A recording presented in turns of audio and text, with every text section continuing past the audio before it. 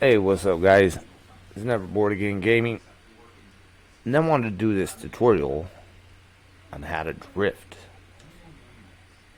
Now, if you're a person out there just starting to play Forza or any type of drifting game out there, there's a couple that are pretty good. Or set, of course, Need for Speed 2015. It's more arcade-ish. Forza 7's a simulation racing game, so it's the one I more orient towards. It's easier to get into. You can play it with a Xbox One controller, wired, and do alright. Now, there's many different ways to drift. You can use throttle control, use the gas to pitch yourself while using left foot braking, or there's e-brake drifting where you power slide and then use the e-brake to control how the pitch and how much angle you're putting into the slide. And then you can do a variation of both, which is what I like to do. I do a lot of throttle control, but then when I need to use e-brake, use left braking. Not too often with the left braking, but on some cars it's better to use that. Now,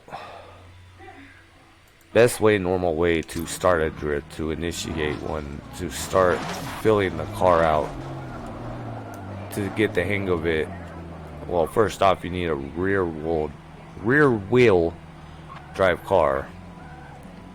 And then you need to have your settings on normal, not simulation. Unless you're using a racing wheel or a high-tech simulation rig, it's just not needed. Normal is the mode that if you really want to get drifting down, that's what you want to be in. Now I'm using an R34 Nissan Skyline here.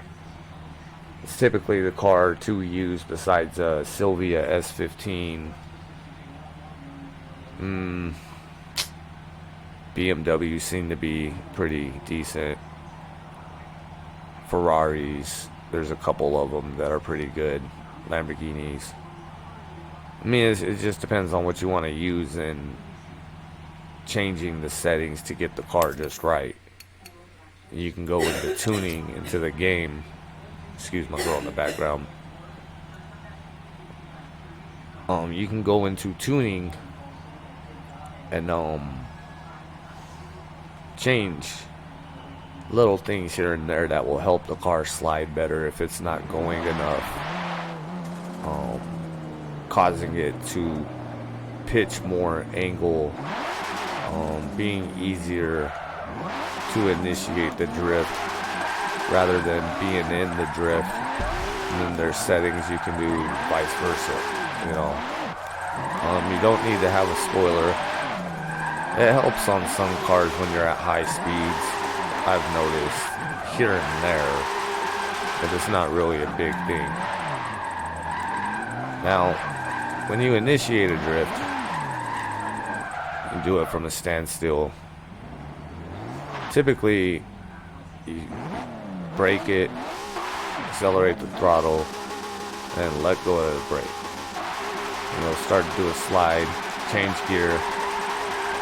Now see, when I'm sliding, I'm turning or I'm angling the wheels the opposite direction of which the slide is. And it's like the movie Cars. To go left, you want to turn right. And vice versa, when you want to go right, you want to turn left. So that's how you initiate the drift. And to stay in the drift, you want to really just gun it. But a big thing is your throttle control and how much you gas the car. When you start to feel it spin, that's when you hit the e-brake to keep that slide, or just let go of the gas altogether. A lot of times in a drift, I can let go of the gas while I'm doing it. I can let go of the controller altogether. I can put the controller down sometimes, you know, because the car is drifting on its own essentially once you get into the slide. Now, if you find yourself going too fast, which I'll show right here,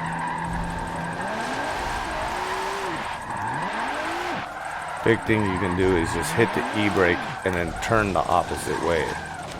And just hold that e-brake till you start to gain control.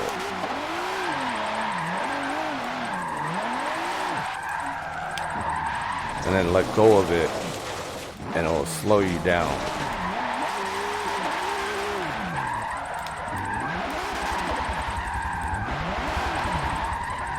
See.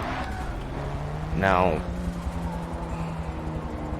really big thing that I've learned that helps keep a drift or keep you sliding in the points range.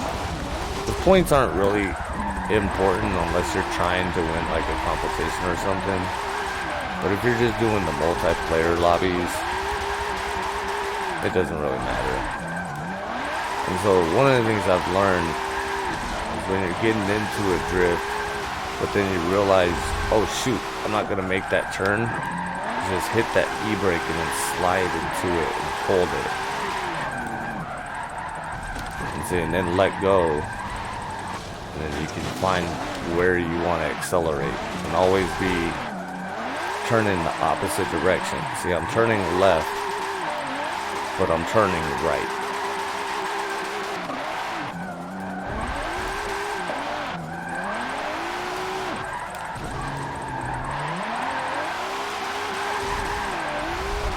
I'm getting a little lag right there. Oh man. Yeah, that's one of the big things that messes with me when I'm playing multiplayer. Is the freaking lag on my computer due to the internet or my CPU being bogged down from streaming and gaming at the same time. So you want to be in manual also. That's a big thing. I mean, there's people that can drift in auto, but it's really difficult. It's a lot more difficult than manual. You want to try not to ever go in first unless it's like those tight turns right there. And usually if I know it's a big turn like that, I'll go into 5th gear.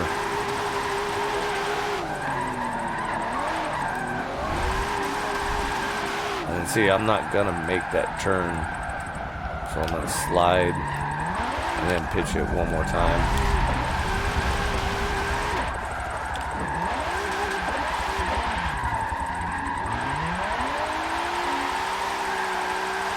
Oh gosh, my girl's watching Hulu in the background. There's a commercial.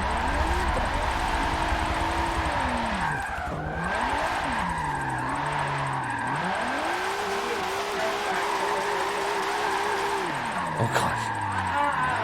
My dog's bugging her.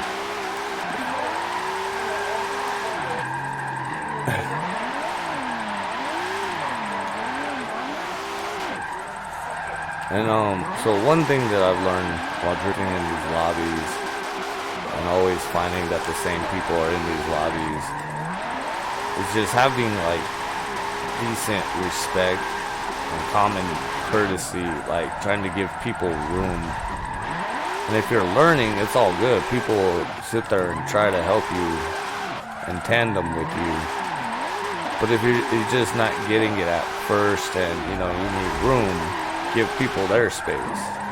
If you see somebody coming up behind you on the map, just pull off to the side or slow down a little so that they can continue their drift and it doesn't mess up their flow of them bumping into you or having to slow down to wait till you get to a point they can go around you. It's a really big thing that you'll start get dudes to mess with you and bump you and start following you and just being trolls because they just don't like that. And if you do that, then they're gonna do that to you.